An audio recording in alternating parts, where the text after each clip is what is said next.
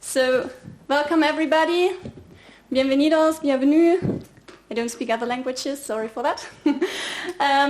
Welcome to our side event, effective emission reduction through energy efficiency. I'm happy to see so many people because there are so many side events at other meeting rooms, and it's late, probably you're tired, so thank you for being here anyway. And well, we have some interesting presentations to come. My name is Kerstin Kress and I work as a communication specialist for GIZ ProClima.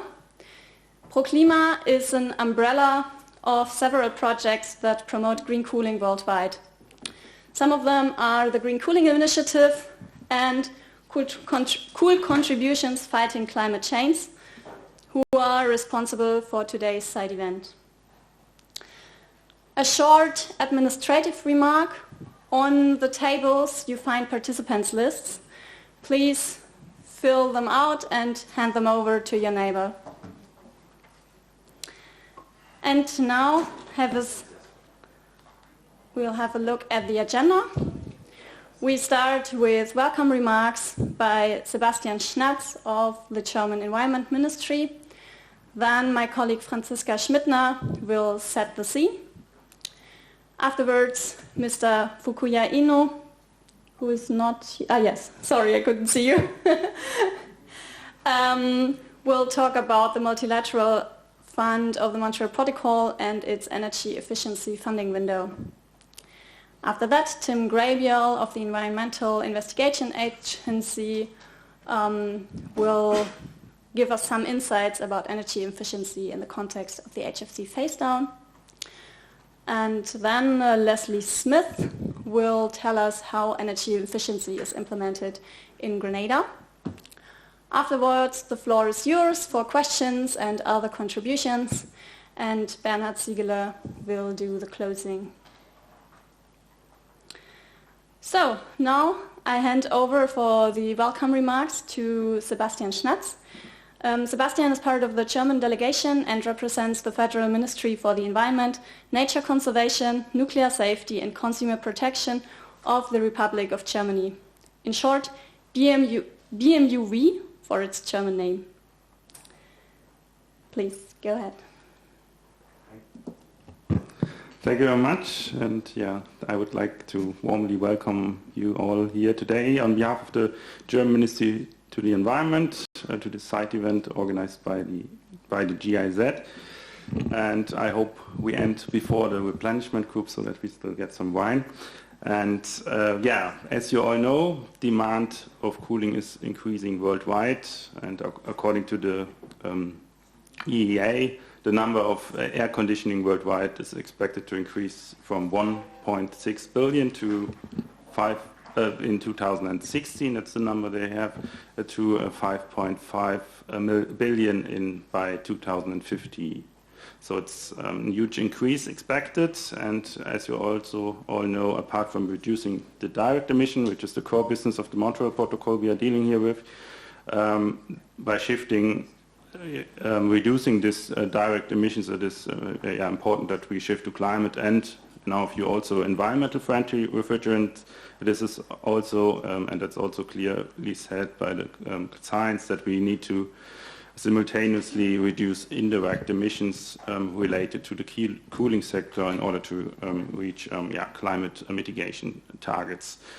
That's exactly what the science is telling us, that we need to act fast in order to achieve the climate targets we all agreed to under the Paris Agreement.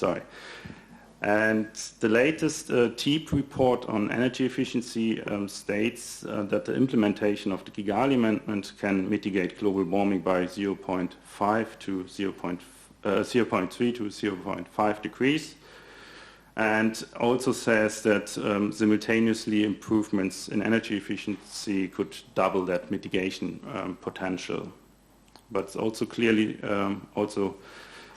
it was just today discussed in the plenary, also presented by TEEP, and then afterwards discussed by the parties, that in order to reach that target, we need systemic or holistic approach to address energy efficiency in the cooling sector, and that in order to reach the target to enhance energy efficiency, many different bodies and institutions have to work together, including the Montreal Protocol and its bodies, and it's also, I think, clear that we as a ozone family have huge potential to fulfill an important role in that process to enhance energy efficiency in the cooling sector.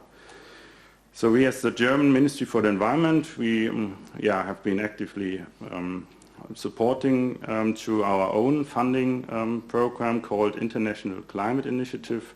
Since 2008, many green cooling projects that also aim to promote the transformation to energy efficiency and climate and environmental friendly cooling systems with natural refrigerants. That's one of our core goals to also introduce such technology worldwide.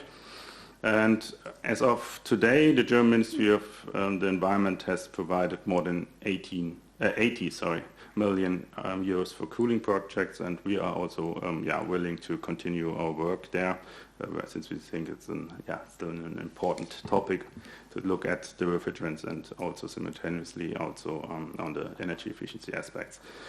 So today, or tonight, or this evening, I look forward to hear more details about, and also from our experts here in the panel, how the effective emission reduction through energy efficiency can be accomplished. And I'm looking forward to the discussion. Thank you very much.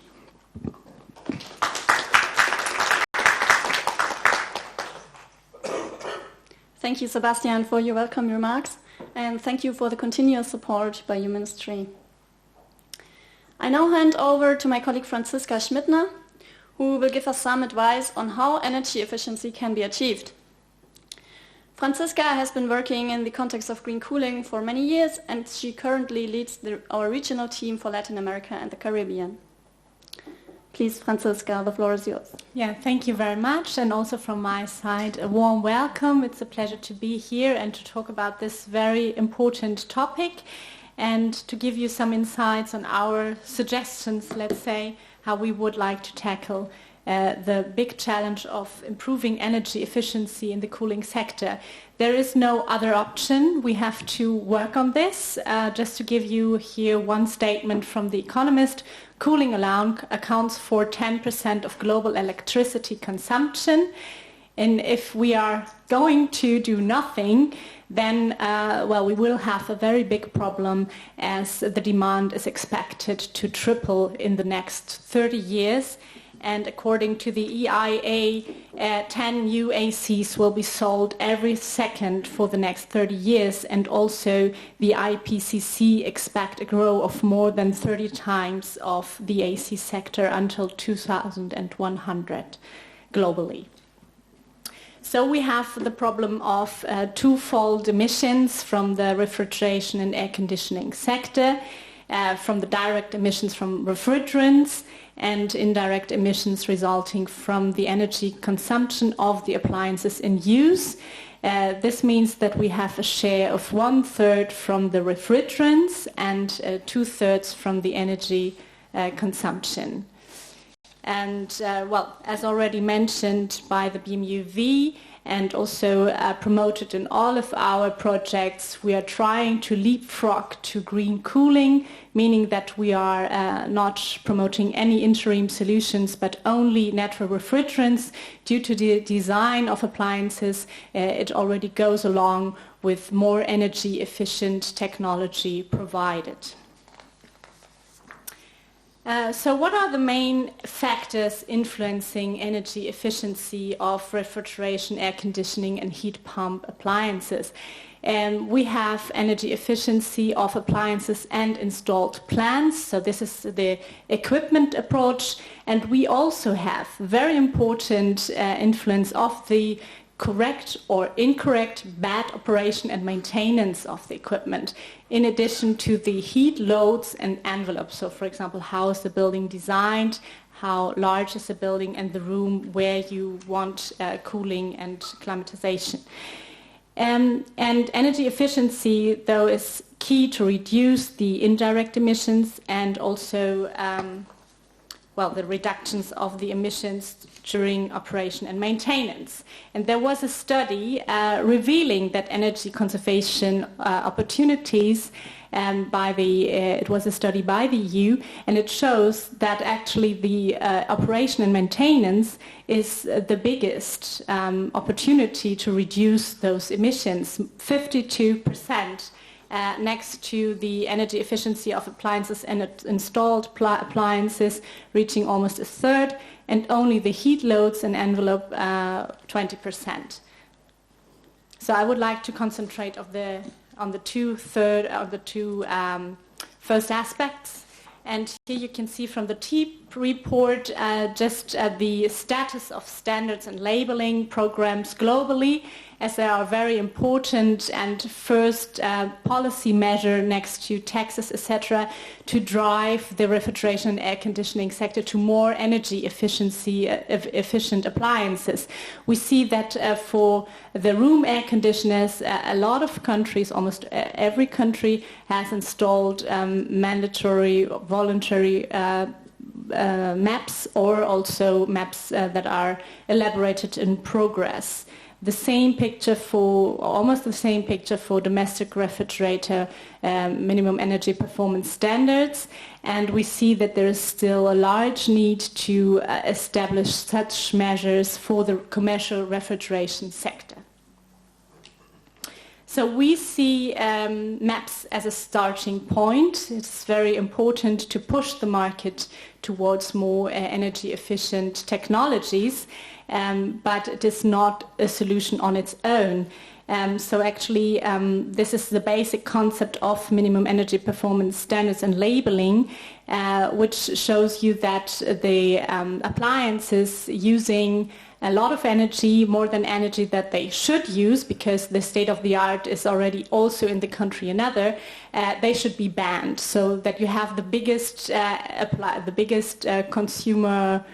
consuming energy appliances are already banned from the market, so they cannot be sold anymore.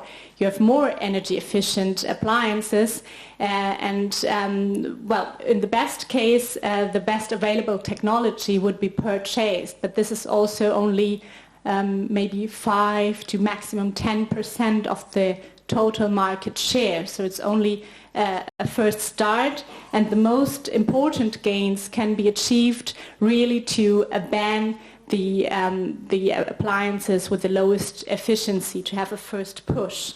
But I will come later on the operation and maintenance aspect, that it is only a first step to ensure energy efficiency.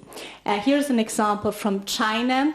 They have established a map with 5 label categories, and so here with the lower than category number 5 appliances are not allowed to be sold on the market.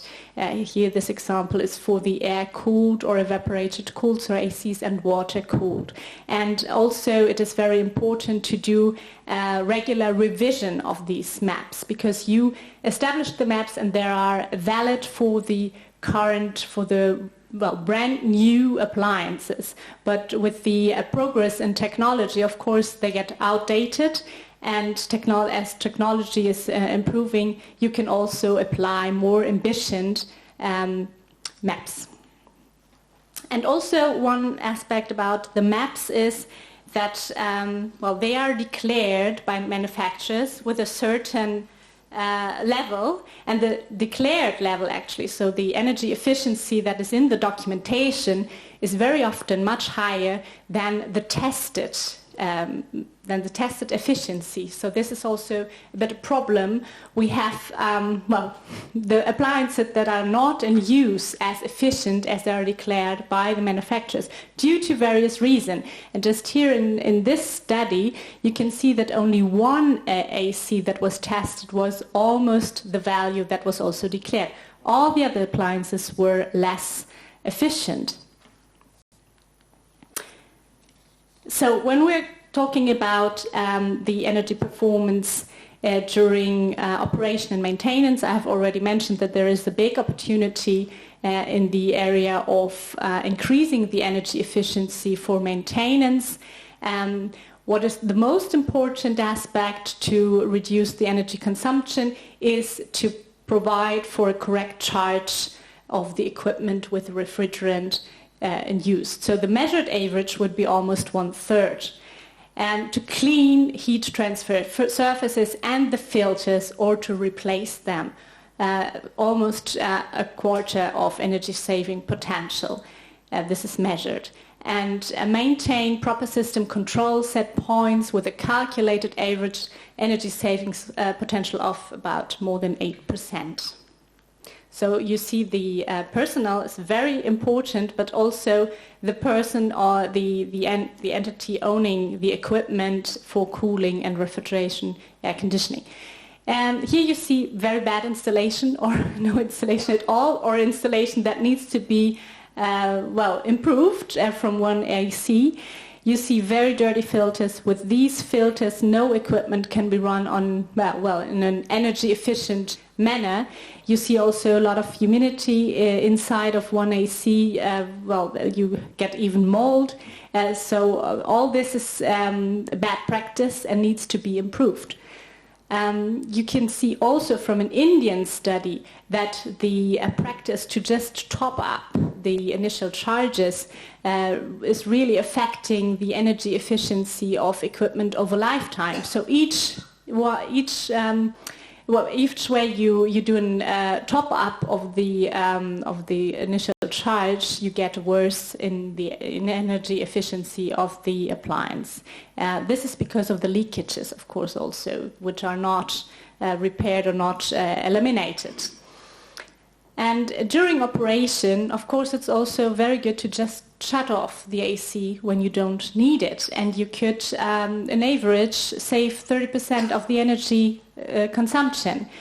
And also to train building operators in energy efficient operation and maintenance activities, and also to have a contract for the regular maintenance and annual services to a competent, in best case, certified person or entity to do it. These are some selected direct and indirect impacts of operational energy efficiency of AC equipment. It is here for your documentation, just to give you an overview of what would already help to really improve the energy efficiency. Also, I would like to show you these numbers reported from A5 countries on the leakage rates per subsector. In average, we have leakages between 22 and 42% per year, and ranging, if you look at the industrial refrigeration, up to 100% of the highest value of leakages. And commercial refrigeration, the highest value being more than 80%, but also for the ACs it's 79%. So we have a large problem, and we really need to work on this to improve the energy efficiency, so to eliminate leakages. The conclusion is that capacity building of technicians is a crucial element to improve energy efficiency of the equipment today and in the future. Actually, when we only work on the maps, we work only on the current state and not are really improving the future. But with the capacity building, we can really improve and always have a positive impact also in the future, because maps get outdated, and also technologies has its limits, let's say, and the technology also gets much more complicated to be serviced and maintained by a technician. So the skills for the technicians needs to be higher every time technology gets more sophisticated. In the past, the capacity building already contributed largely to the increase and maintenance of the energy efficiency of the equipment in A5 countries, and as mentioned before, leak reduction is key as regards energy efficiency. And also to reduce the emissions in total. So the technician can avoid up to 60% of emissions coming from the indirect emissions, but also from the refrigerant emissions, which we also would like to reduce. Yes, so also the absence of maintenance makes investments into high efficient equipment almost obsolete in comparison to well-maintained, less efficient equipment that is well understood by technicians and maintained regularly. Actually, in the documentation you will see also some examples that, for example, ACs that are well maintained over the years which are less energy efficient are in the end, when they are well maintained, better in their energy efficiency than a very energy efficient AC. And yeah, so here you can see also 35% of unnecessary emissions could have been avoided already if skills by the technicians would have been applied properly, and we need more monitoring and evaluation to really assess this impact. For the future activities, we see that there is a strong need to focus on the design, planning and control options of equipment to reduce energy consumption, but also to formalize the maintenance and to have then maximized benefits of the energy reductions. And we always say it is very important to have well-trained people, well-trained technicians, and to certify them when it's possible, and to only work with certified personnel. As mentioned before, the servicing contracts are also an important part, and also to integrate elements for the technicians on educating or training the operator and the consumer. So we have heard in our other side event that women play a very important role. Actually, they are most of the time working with the AC in their household, so they also would have an important impact on reducing the energy consumption. So it's good to include them as well. Thank you very much. And as a last statement, we should not only focus on the equipment, but really on the people to achieve energy efficiency, and also on the decarbonization of our energy to really reduce emissions. Thank you very much.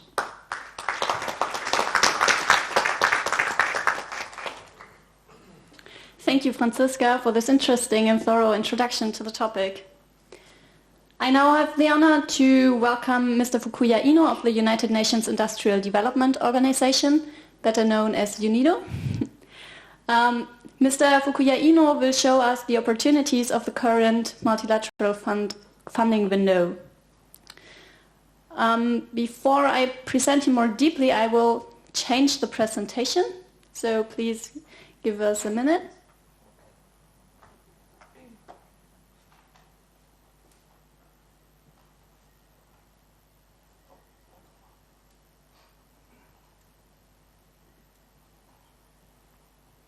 So Mr. Fukuya Ino has been working for UNIDO since 2010 already, and before that he worked, among other things, for the US Environmental Protection Agency, EPA, and for the Japanese government. Mr. Ino holds a PhD in chemical engineering and a Master of Business Administration. I'm looking forward to your presentation. The floor is yours. Thank you. First of all, I'd like to thank GIZ for having UNIDO here, and our current Director General is former German minister, so I hope we have more cooperation in the coming years. My name is Fukuya Ino. I was told to focus on what are the options for Article 5 countries in developing energy efficiency project. I understand that this slide will be shared, so I have several slides that are just for your filing or for future reference, so I will skip some of them. But just looking at the two decisions that are related to the additional funding for energy efficiency.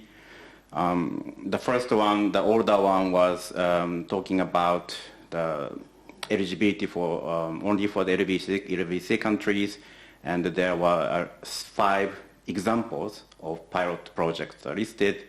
And depending on the consumption, they suggested a certain budget between 100,000 and 120,000. And I think, so this is not, there's no link here. There are links in the next slides. And then there was an update of this decision, which focused on, also explained some subsector approach. And then, for example, manufacturers' energy efficiency component, when converting to more low GWP energy efficient product, but the condition was that the country has already MEPS. And another beneficiary that will probably become more important under the KIP will be the assemblers and the installers.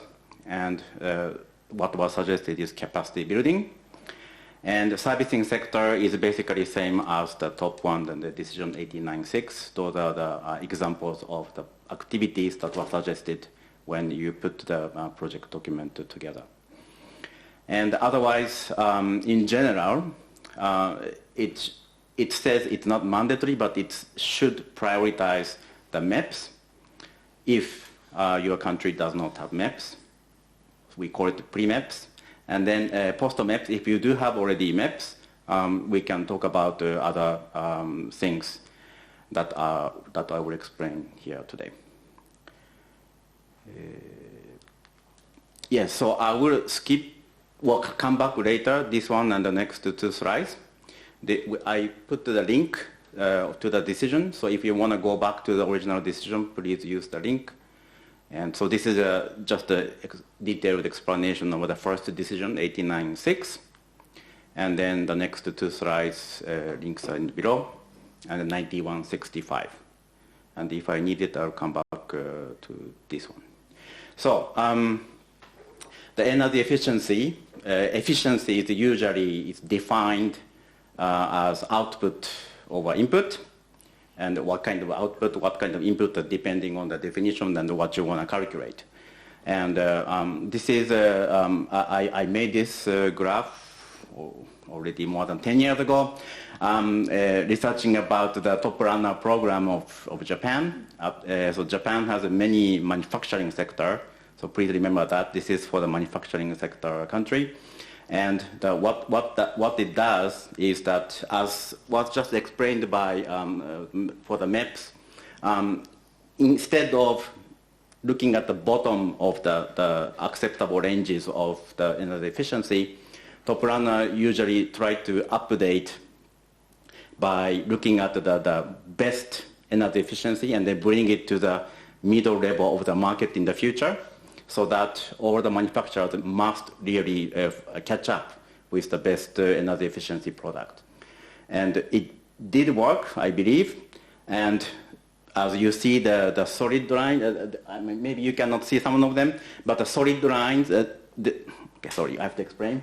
The x-axis is the number of years, from 1995 to 2015, and the y-axis is the relative energy efficiency compared to the original equipment that's starting considered as 100, and then how much can you improve. This is a graph.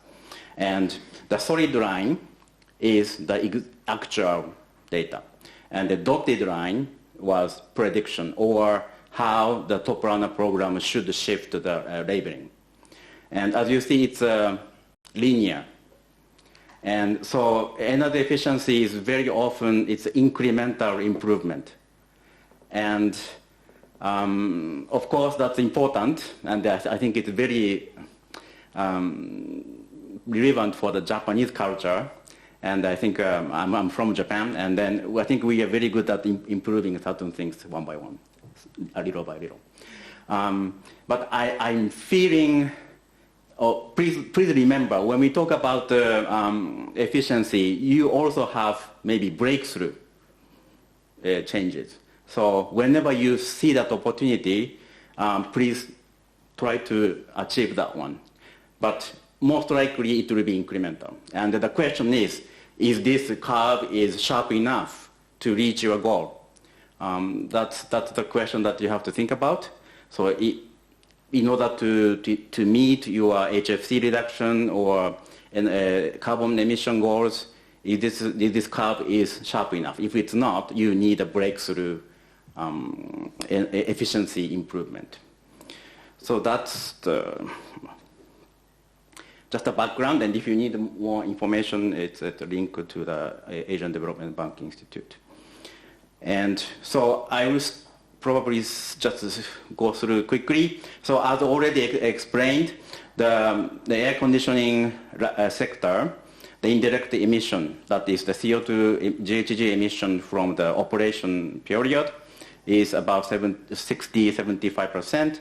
And then the direct emission, which is the leak of the HFC, is about 25 and 40%. And what I'd like to use this, I will skip the next one. So if you have options to improve energy efficiency for the equipment operation period, meaning like maintenance or any other measures that can improve the equipment energy efficiency during the use phase, I think that should be the priority because 75% of the GHG emission comes from there. But of course, the direct emission, if your country thinks direct emission is higher than maybe normal, then the right-hand side, the HFC emissions measures should be also considered seriously. So this is the, we call it the 2x2. Many consultants want to make those 2x2. So the indirect emissions and then HFC emissions there. And on the left-hand side, it's a residential AC or refrigeration and commercial AC or refrigeration. So these are the measures that you could adopt or you could promote to reduce the global gas emissions in the refrigeration and air conditioning sector. So the reason why I'm showing this is because if you would like to develop the energy efficiency projects, it would be great if you can work with UNIDO, but even if not, please, so this is my suggested list. It's not the exhaustive list. I think it has to be reviewed by experts, but I made this for my internal purpose to, when we propose a project like Mr. Leslie, this is, before that, I thought about this, and then I made this list. And so what I said before was pre-map and post-map. So I didn't have a chance to make that slide, but some of them should be considered in the more pre-maps phase, and the other activities maybe should be considered is more for the post-maps phase. But in general, I don't know how much time I have left. In general, the residential AC, as you know, it's come as a package. Or if you have a value addition process in your country, it's simply assembling it. There's no design, there's no flexibility to improve the energy efficiency. So residential AC, what you can do is more policy side measures. That comes from my experience. And for the below, the bottom one, the commercial AC and refrigeration, there could be local charge because it has to be assembled locally, meaning bigger pieces must be put together and then installed, and then the refrigerant will be charged. So, and therefore, that's why, as it presented, maybe the leakage rate also is big. And so the commercial AC and the refrigeration, it could have a bit more technical related measures, like how to better install, how to better assemble those things. So that can be really influence or lead to either better or worse energy efficiency because simply if there is a cold air leaking from the cold storage, that could lead to very poor energy efficiency. So that is the, I think, rule of thumb. So residential AC, in my mind, it's more policy, and then commercial AC refrigerant, in my mind, it's a bit more technical measures could be taken. Just to highlight some of those how much time do I have? 0? Okay, so this is the results. Yeah, no, okay. So this is activities. I would like to have some questions. I really have been passionate. It's my life work is to help 5 countries to do better. So although I'm coming from Japan, if you have any questions or if you think this is not relevant, please ask me questions. Thank you.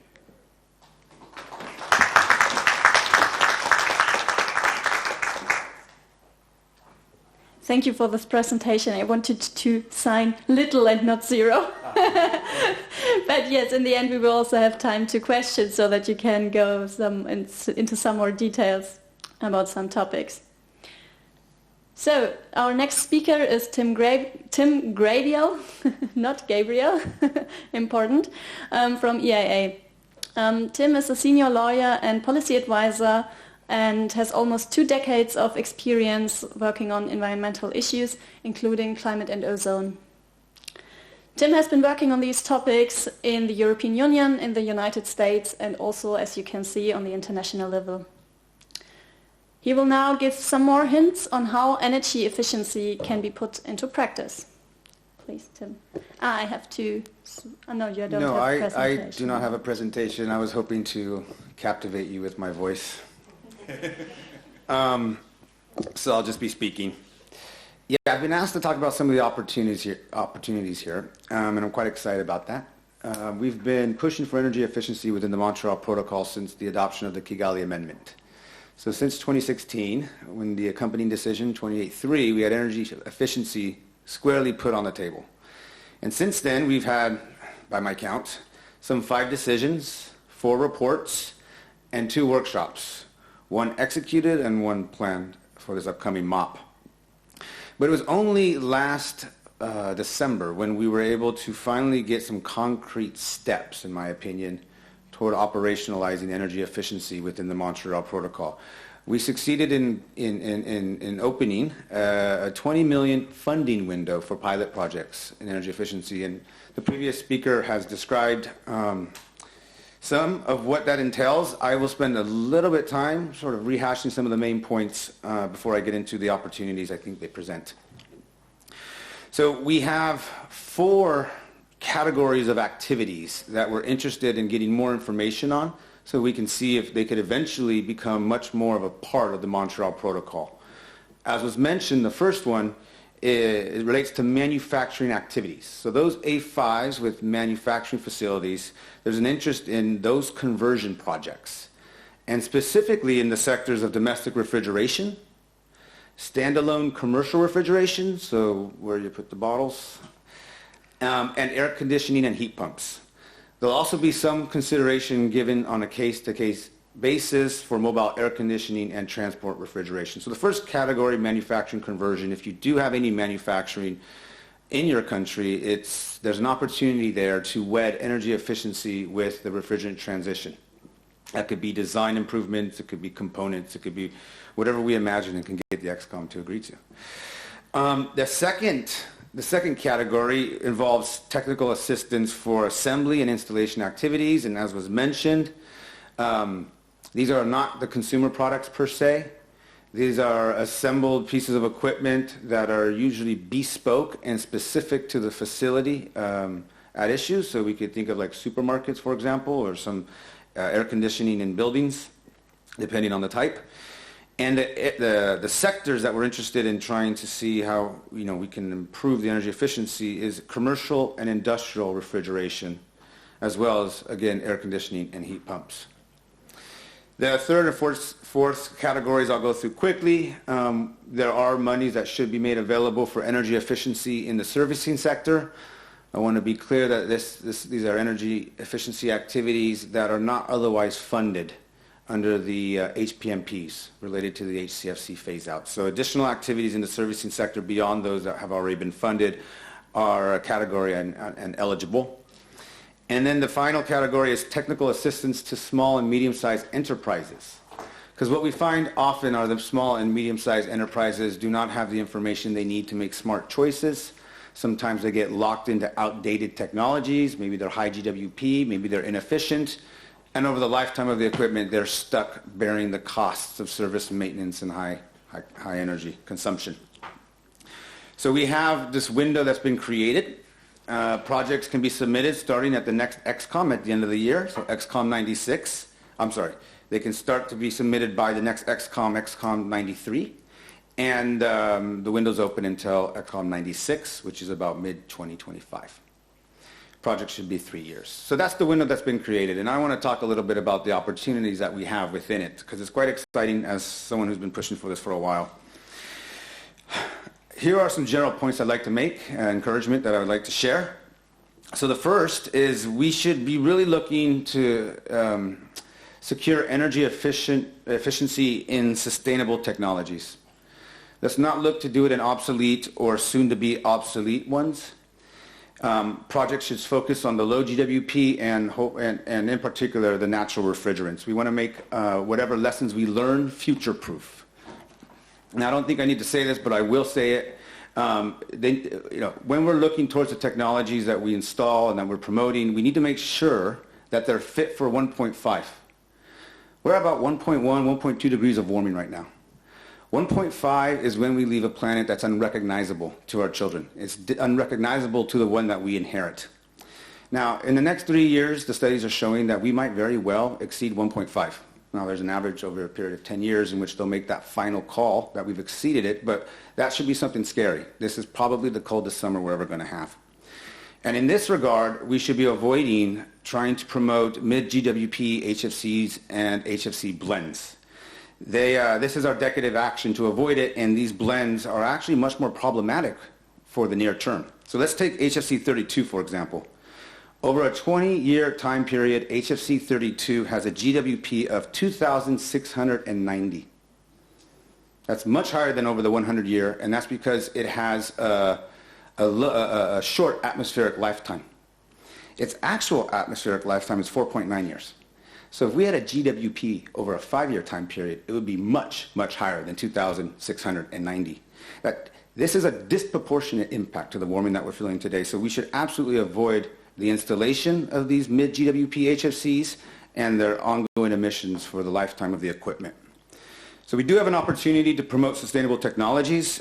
We should be looking to combine these sustainable technologies, natural refrigerants, with the energy efficiency projects that we have, and this will future-proof and help to upscale these very important climate-friendly alternatives. The second point I want to raise about this window and some of the issues that it could potentially help us overcome is related to accessibility. So in anticipation of sitting here before you right now, I walked around to all the delegates I could find, and I would ask them, what would you do with the window? What's the one issue that you think we should try and solve with this window? The A5s consistently mentioned accessibility. Now, there's a difference between availability and accessibility. Availability of a technology means it's out there, it exists in some place. Accessibility means you can access it. And this is a fundamental issue and theme that's come out in all the reports and all the conversations. And so when we start to think about designing projects to access this window, we should always keep this question in mind: what can we do to promote accessibility? Now, I have an imperfect list of examples, but I'll just give some ideas and maybe how we can try and do that. Some underscore the importance of information gathering, identifying the needs of certain sectors, specifically like supermarkets, hotels, cold chains, public buildings, in addition to consumer products.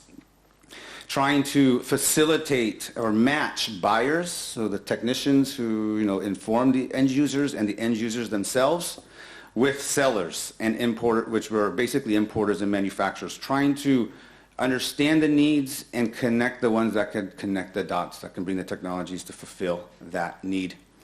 Some wanted to explore lowering costs through bulk purchases. Importing 1, 10, 100 pieces of equipment is much more expensive than 1,000 or 10,000. And others sought maybe for some direction from XCOM, actually, that any conversion projects that we undertake should come with conditions or commitments to make the technologies that are being funded available in new markets that normally they would not be available in. These are just some of the ideas, but accessibility seems to be an ongoing theme, and I think we need to think long and hard about how we can get these technologies in the hands of the countries that don't have access to them. Another sort of point on the funding window that I'd like to raise is I think we also have an opportunity to work maybe outside of our silos, outside of our countries, and really try and take an impactful regional approach. We have a center of excellence in Rwanda that is undertaking a lot of activities related to trying to help the African region on cold chain and training and other issues. We should be thinking about that, about replicating that elsewhere, maybe even going more regional. For example, Western Africa has issues that are quite unique to that region, and you can imagine that there would be a regional center there that could help sort of, provide the accessibility that's needed, undertake the activities related to training, engage, the manufacturers in the areas, and try to really convert these regions in a single go. I think trying to test out that possibility in theory would be very useful for any future activities we do in energy efficiency. And the last one I want to raise is, because this is a window and it's a pilot project window, it's designed to generate information to inform our future decision making. And so we need to be very conscious of trying to create or to verify the reductions we're getting, to help create metrics that we can then go to the parties and we can go to XCOM and say, these are the metrics that we should be using to fund energy efficiency. They're verifiable, they're concrete, and this is how we can replicate that. And that's the way that we're going to get more money and more energy efficiency within the protocol. So those are some points on this upcoming window, our hopes and ambitions. Happy to take any questions when the time arises. Thank you.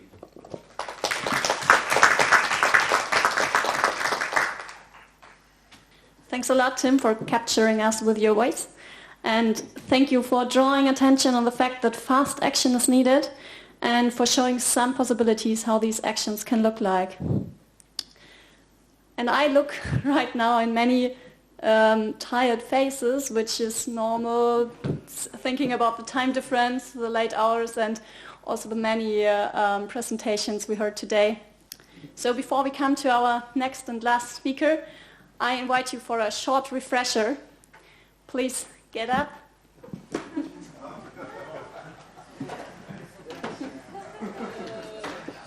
Clap your hands twice.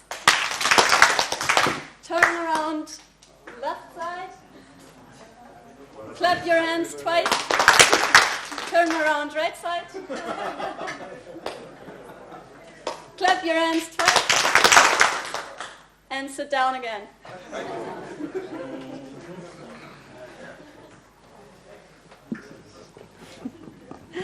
Just out of curiosity, is that a German one? Because in the U.S. we have something along the lines of you put your right foot in, you put your right foot, and it just kind of seems very similar. Next time it's yours to do the refresher.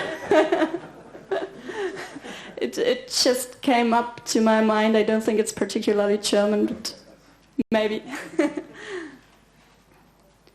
So, as I said before, we now come to our next speaker, which is Leslie Smith, the NRU from Grenada. I think there is no need to present him. I think almost everybody here knows him very well, as he is promoting green cooling here at the Montreal Protocol meetings since a long time. Leslie, thank you for speaking here at our panel, and please let us know how energy efficiency is implemented on your island on Grenada. Okay, thank you very much, Christine. And just for me to add, in Grenada, when we take a break, we basically go for a beer. So maybe you can consider that next time.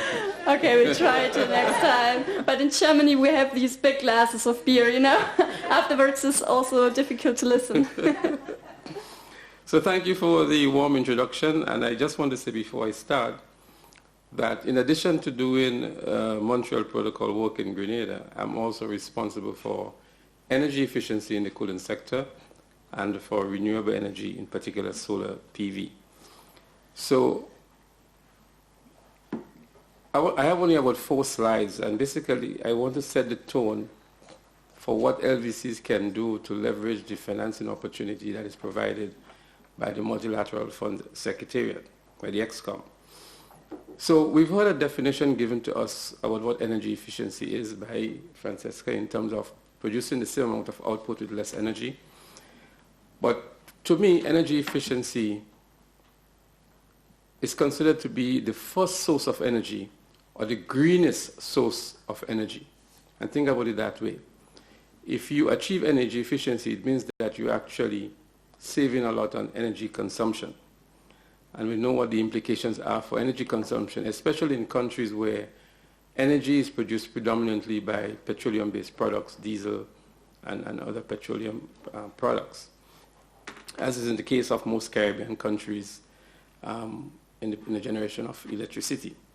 Although we have renewable energy resources, wind, solar, geothermal, etc., predominantly at this stage, the energy is produced from petroleum-based products. So I'm going to look at, in this presentation, opportunities for energy efficiency in LVCs. I'm also going to look at some areas that Francesca would have touched on, which deals with energy efficiency outside of the equipment. And I'm going to put in perspective what happens in the Caribbean in terms of our energy consumption. And in the case of Grenada, what is the split between the direct and indirect emissions? So this slide here basically shows the typical energy use in Caribbean buildings. And if you look at the combined use of refrigeration and air conditioning at the residential level, it accounts for almost 52% of the energy consumed. There aren't many residential households that have air conditioners. That trend is growing rapidly now, but almost every house has at least one refrigerating equipment. And then if you look to the right of that first pie chart there, you will see where the energy savings potential lies. So it shows you that in the refrigeration sector, there's a 47% energy saving potential that can be realized if energy efficiency is introduced in that sector. And it also shows you for air conditioning and for lighting. So you see the biggest energy saving potential is actually in the refrigeration sector at the domestic level. Looking at the commercial sector, which involves the hotel and tourism sector, the scenario there is a little bit different. Refrigeration and air conditioning accounts for 63%, that's an average. There are some instances where the data indicates that up to 90% of the energy can be used for refrigerating air conditioning in some commercial buildings that have just AC and lighting. And then again, if you look at the estimated savings potential in these commercial buildings, you see again that air conditioning accounts for 56% of the energy saving potential in commercial buildings. So the message is already very clear. Where energy efficiency can be introduced, the savings, the potential for energy savings is huge. And because most of the electricity is generated from petroleum-based products, it means that the mitigation potential for reducing CO2 emissions is huge in the refrigeration and air conditioning sector. And then I want to bring it a little closer home in the case of Grenada, and this is the result of work that has been done by GIZ with regards to a greenhouse gas inventory for the RAC sector in Grenada and in the development of Grenada's National Cooling Action Plan. So the image to the left shows you, the blue line shows you the business as usual scenario in terms of total annual emissions. The red line shows you if we make interventions with the refrigerant by introducing low GWP options, in that particular case here, natural refrigerants, that is the trajectory we'll have by 2050. The green line shows you the combined effect or intervention of addressing the refrigerant and energy efficiency at the same time. And we can see here that there's a huge potential to reduce the emissions related to the RAC sector by that combined effect. The image to the right further illustrates what Francesca was saying in terms of the split between the direct and the indirect emissions for Grenada. So the image that she projected showed a 75-25% split. In the case of Grenada, it is slightly different. And again, we have an 82.7% for the indirect emissions as compared to a 17.3% for the direct emissions. So again, right away, it shows you that there is a huge mitigation potential by addressing energy efficiency and the source of generation of electricity for powering these appliances. What has not come to the table in this side event so far is by introducing further renewable energy as a source of electricity to power these appliances. So we can get these huge gains from energy efficiency, but we can get further gains by powering these appliances with renewable energy. And in most of our countries, we have an almost infinite source of these. Although wind and solar is intermittent in nature, but in our tropical environment, we're guaranteed to have sunlight every day. And so we are guaranteed of an energy source to power these appliances on a daily basis.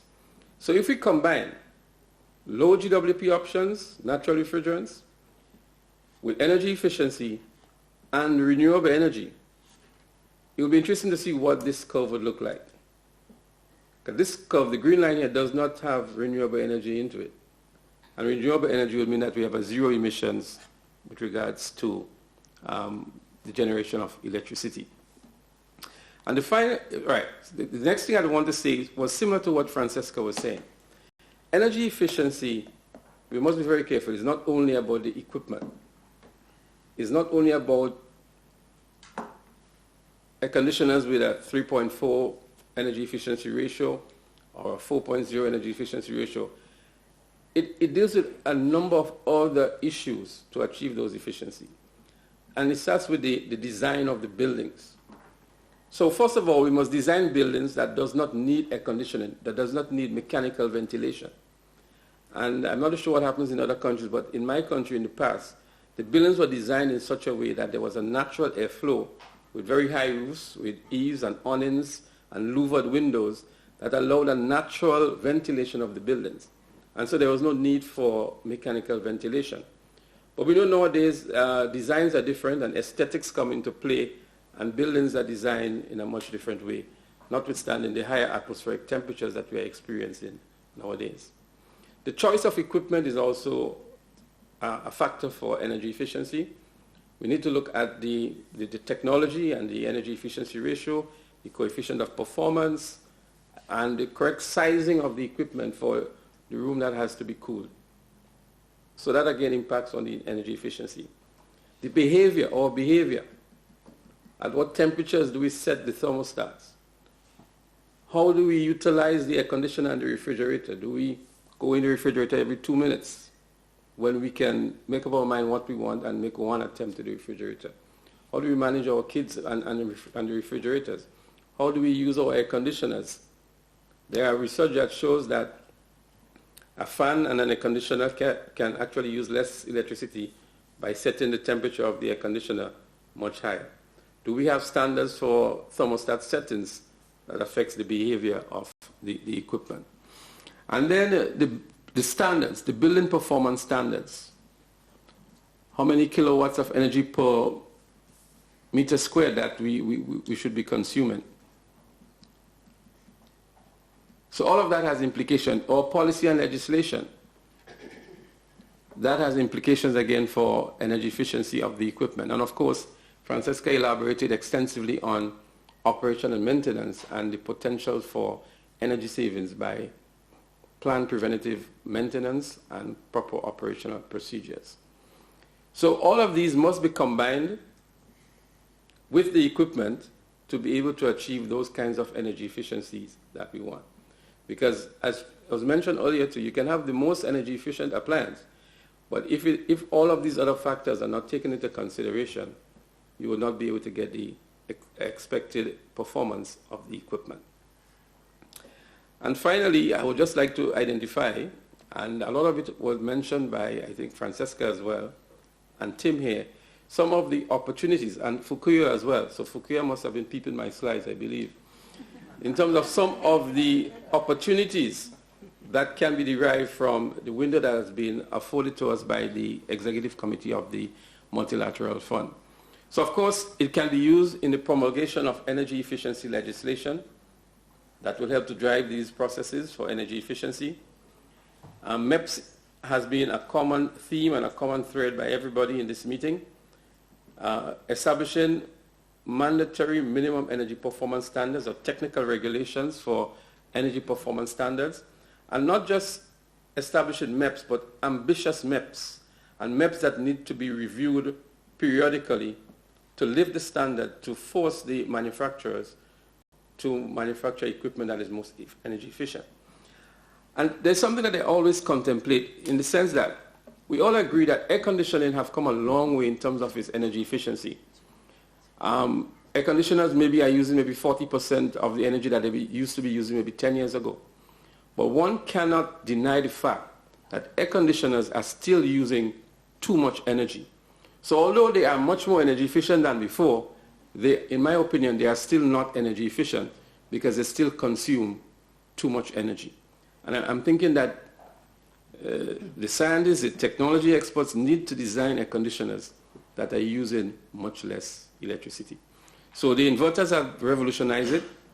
We now have inverters in refrigerators as well, and that has caused refrigerators to be using much less energy, but I still believe that air conditioners are using too much energy.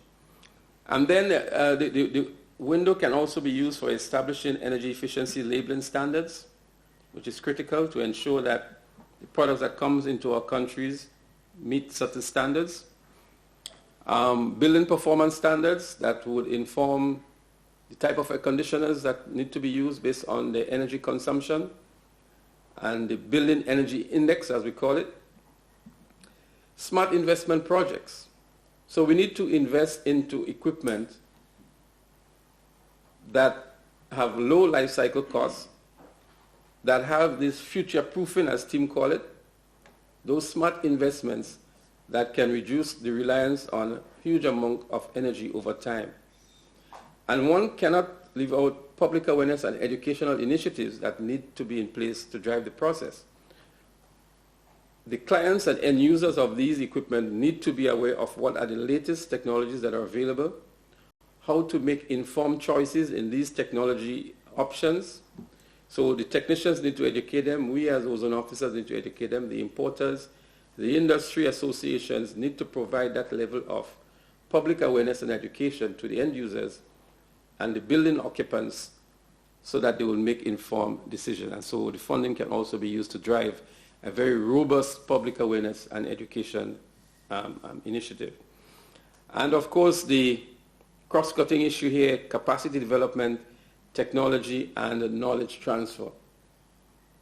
We're moving into an era now where safety concerns are associated with these new technologies, from the flammability to the toxicity to the high pressures of the equipment. And so capacity development of our sector, the technicians in particular, needs to be addressed. And again, the funding can be used to leverage that. But I want to go back to the smart investment projects. And I think where we can make maybe the biggest impact is by equipment change-out, using the funding to do equipment change-out. It can be done at the domestic refrigeration level, maybe which might be the easiest one to achieve, because we have alternatives now that use R600A that can very quickly replace those that using the high GWP options 1 through 4A. And at the same time, they are much more energy efficient than these equipment. So we can look at these equipment change-out. The same thing can be done for small unitary air conditioning systems that use R290 now. That can be used to replace a whole chain of equipment that use R410A, R407C, those high global warming potential refrigerants that are still used in some split air conditioning systems in addition to R22 that is still used. So these are some of the opportunities that I was able to identify that Grenada is actually pursuing to use from the $100,000 that has been opened up as a window for energy efficiency in the RAC sector. So thank you very much, and I guess there will be questions coming up later on. So that ends my presentation. Thank you very much, Leslie, for showing the mitigation potential of energy efficiency. And thank you for pointing out that there are even solutions that they need no energy at all. So now, dear audience, it's your turn. Please raise your hand if you want to contribute with your own experiences or if you have any questions to the speakers. Yes, there is a question in the front or a contribution. Thank you very much. My name is Idris. I'm the National Ozone Officer from Nigeria. I just want to share our own experience with you and some suggestions. I haven't ratified the Kigali Amendment. We assessed the funding from KSEP. So they gave us funding to put in place a national cooling plan. We have developed the national cooling plan with contribution from relevant stakeholders, and the component of the national cooling plan is how we should look at how to transform the market of inefficient refrigeration and air conditioner equipment, and also to integrate energy efficiency into the servicing sector. So it came with a lot of challenges, a lot of barriers, because this is a new area, but at the end of the day, we have a cooling plan in place that will provide a pathway for us for transition to energy efficient and low GWP refrigeration and air conditioning sector. Noting that the cooling sector provides us with opportunity for fast mitigation approach, because it's the only sector that have direct and indirect emission sources. I will advise my fellow colleagues to look at that and just catching on that opportunity, so that you report how you control the emission in that sector, and it will be integrated into the NDC. It's a fast window of approach, and as such, to do that, you have to have in place a national cooling plan.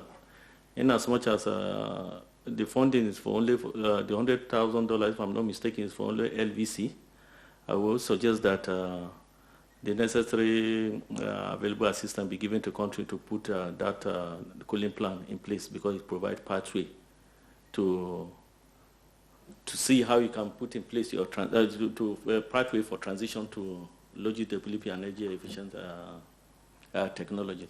So putting in place national cooling plan is the first step, if I may advise. Thank you so much.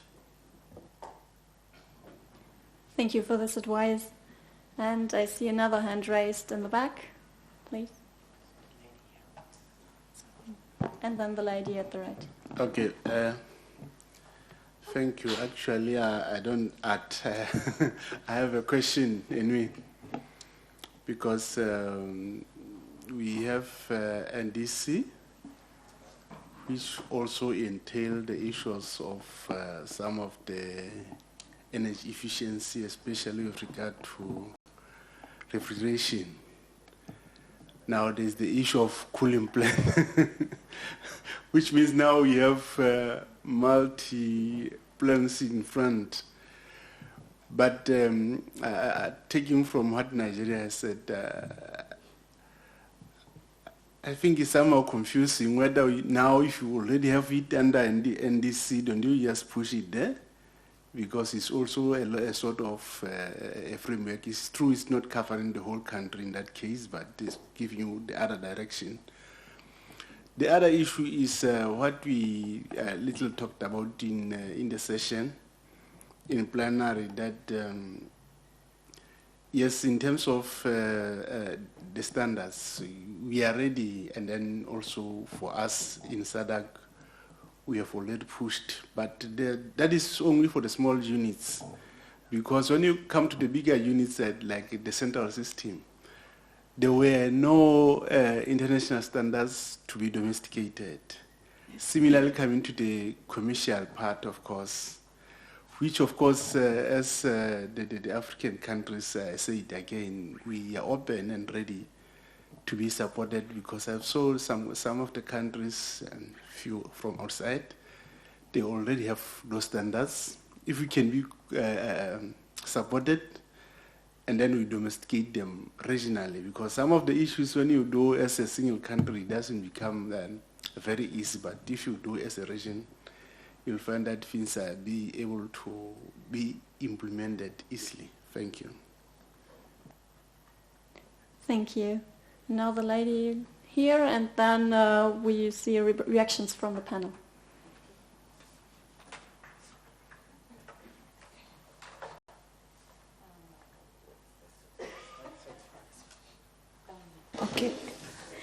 Okay, good evening, everyone.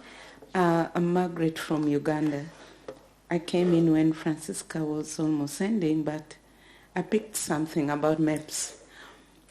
There's an effort from the East African and Southern to harmonize maps.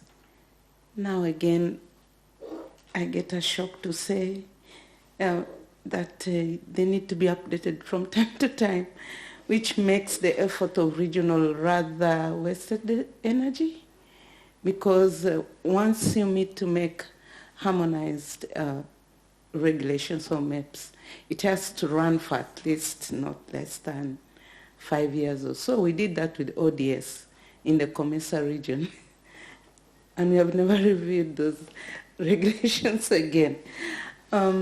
So I want you to see, is it correct just that we, as Leslie says, concentrate on your policy, national policy, on maps, and it's easier to keep updating maybe for the meantime, because technology is really coming fast. While we're still swallowing ammonia, 2290 comes in, and then 600A comes. I mean, it's really a big struggle to optimize choices. The other one is from by Fukuya. I was fascinated by the windows for intervention. In my country, we have one industry which was assisted by UNIDO. It was at the design stage to put, is producing equipment based on 600A refrigeration. We visited it last month, but funding is an issue. UNIDO managed to stream in the design. They changed it a bit before it started production to incorporate energy efficiency. And they do label it. With our National Bureau of Standards, they now label the equipment with energy efficiency level, which is good, but is now having constraints of funding. He has reduced even the number of employees, and so that is reducing the production of an alternative for the local market. So the effort is good, but people now cannot access energy efficient because the units are few.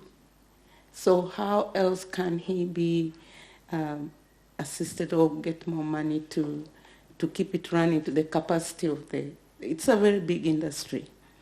And then the other is that our industries mostly are leaning on carbon dioxide and ammonia, especially fish processing.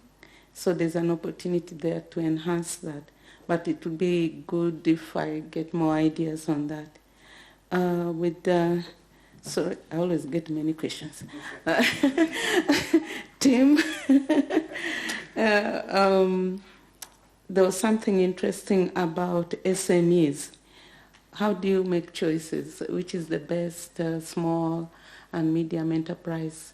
How do you make a choice that gives a good impact as an entry point in terms of what we are trying to do about energy efficiency? I would be interested in getting ideas on that. Accessibility is, yes, a big problem.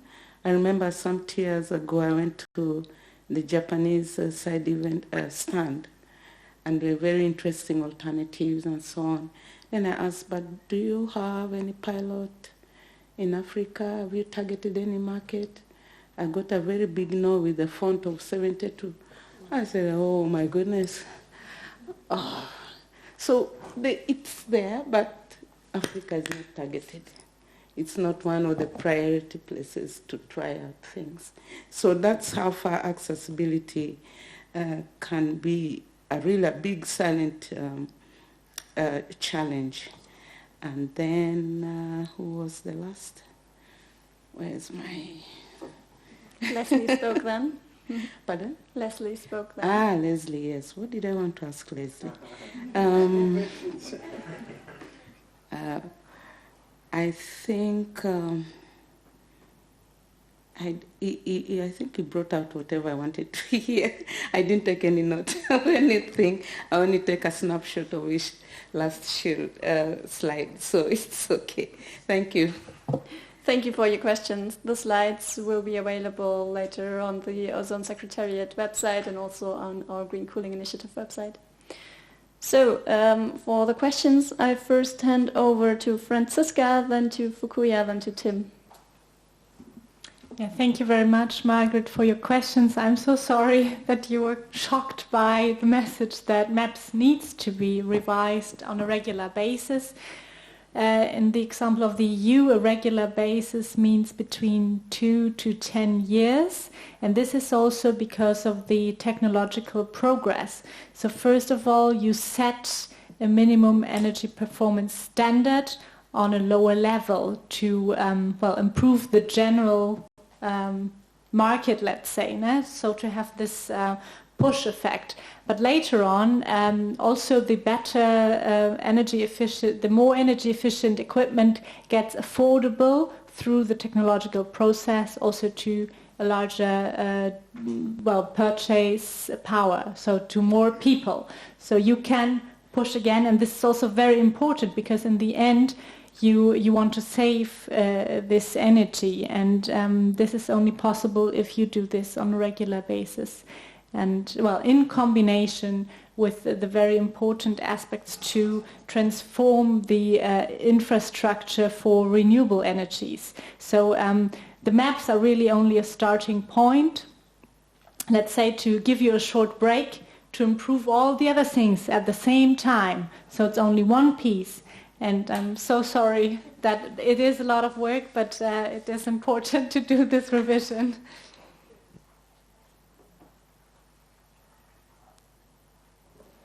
Thank you. I think starting with Ms. Idris, thank you so much for the advice.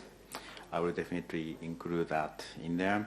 And then the related question about what do we do, cooling plan or MEPS. I don't know, depending on the country, I would say, if your country is large and then requires many involvement of many organizations, like Nigeria, I would say cooling plan would be the first step, but otherwise maybe the taking actions already will be the better option because you can also see the results, and then the small country would not need maybe a big plan per se.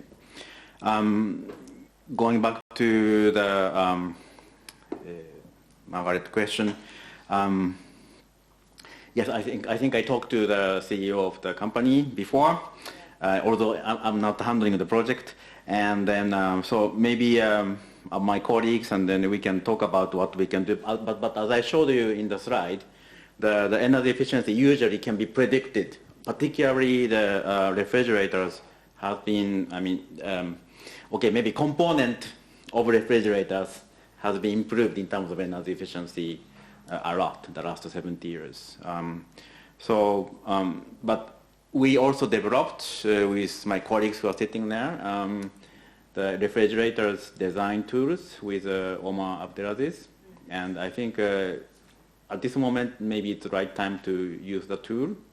So maybe we can guide your company to design what can we do next. Yeah, thank you. I think that's. Thank you. SMEs. It's, the window provided a category for technical assistance to small and medium-sized enterprises, and usually that means capacity building, education, maybe even technology transfer. It's quite important though, because we in Europe, I'm based in Europe, I work on European legislation, we're quite concerned about the butcher on the corner. Generally a butcher is not following the market developments in any given sector, but needs to have refrigeration for the products, and we'll go to a technician. Technicians often feel very comfortable with what they already know, and if they haven't been trained up and can give advice onto where the direction of the market is going, they're gonna recommend and install for the butcher on the corner maybe some HFC-based piece of equipment that has no business being there, and that in a world of restricted supply with HFCs becoming increasingly more expensive, it kind of locks them into that system. And so we worry a lot about the butcher on the corner, trying to figure out how we can do that. And one of them is through equipment bans. We try to get rid of the outdated stuff, and we're regularly updating the GWP thresholds on different pieces of equipment to try and bring it lower and lower, and hopefully we'll get rid of all fluorinated gases very soon. But then education and capacity building and awareness raising is probably the most effective thing to do. And there may be associations and other ways of sort of accessing that more meaningfully than just sort of broad public campaigns. There could be some targeted methods for doing that. But finding those sectors, finding those butchers on the corner, and ensuring that they don't lock themselves in and have the negative downsides of poor equipment choices in sectors that they really have no business monitoring otherwise, is something I think is very, very important. Thank you to the speakers for answering the questions. Time is running. We have already 8 p.m. and the wine is hopefully still waiting. So if you have any more questions, you can ask them to the speakers later or during the next days. And now I hand over to Bernhard Ziegeler, our program manager, for his conclusions. Yes, thank you very much. I have written down 5 pages of summary and conclusions, but I think I do away with that given the time being so advanced. There were really interesting ideas and possibilities to concentrate on, and I think every single slide had at least one idea that a country could submit to the MLF within this funding window on the pilot project. So I think there is no shortage, and there is also no shortage in qualified agencies to do that. So I would really encourage every country to make use of it and to think of something, or to ask the agency to think of something together. And with that, I think we could make best use of it. Germany is very, very fond of the topic of energy efficiency. We know that there is a huge potential, as Sebastian pointed out in the first welcome, and we want to tap this and realize this together. So it should really be encouraging, now that there is the opportunity. We have talked for so long that energy efficiency is important, we can do a lot, and now we should grasp the opportunity and really get on it and do it. And we would be very, very happy to support. Thanks very much to all of that. And before we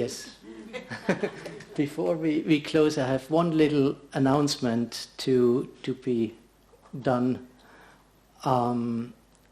We have been tasked by the European Union to support select countries on a dialogue, on a policy dialogue, linking up these 3 silo communities of ozone, climate and energy to support the Kigali development and the Kigali implementation. This is just a very short upfront information. We will contact you and get in touch. Yeah, but for the sake of, I have heard it already, I would like this opportunity to spread, and we use every side event to promote this. Thank you very much for this, and thanks very much for coming. It's so great to continue working with you, and even late in the evening.